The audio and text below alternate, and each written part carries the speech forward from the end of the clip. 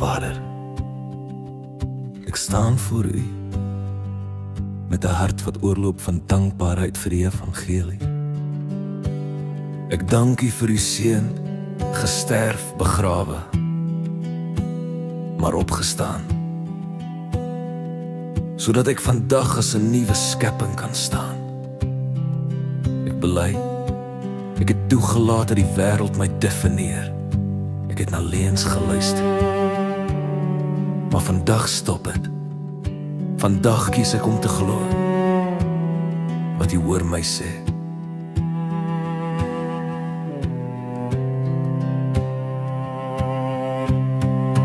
Ek is vergewe, ek is Jesus.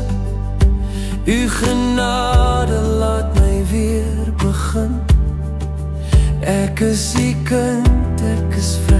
Ek is wat U sê oor my. Geregtigheid is wat U my bied. U maak my hart weer nuut.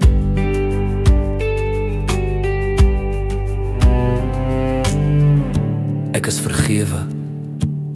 My sondes is weggewas in die bloed van die lam.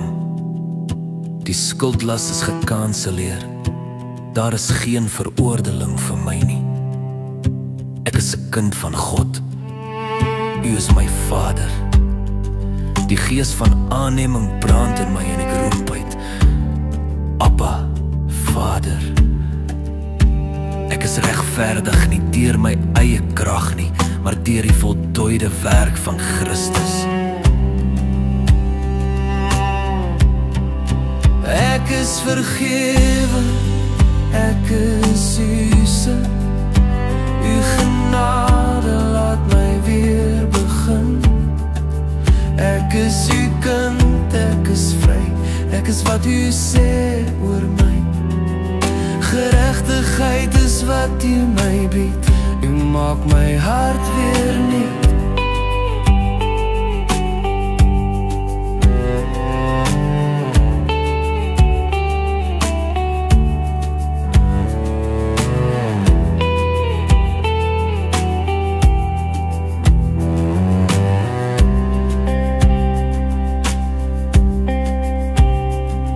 Ek is 'n nuwe mens. Die ou kettinge is stukkend. Ek is geliefd, gewortel in 'n liefde wat nooit ophou nie. Ek is gekies nie per ongeluk nie, maar deur die goddelike plan. Ek is vervul, U Gees woon in my. Hy lei my. Hy gee my die krag om te oorwin.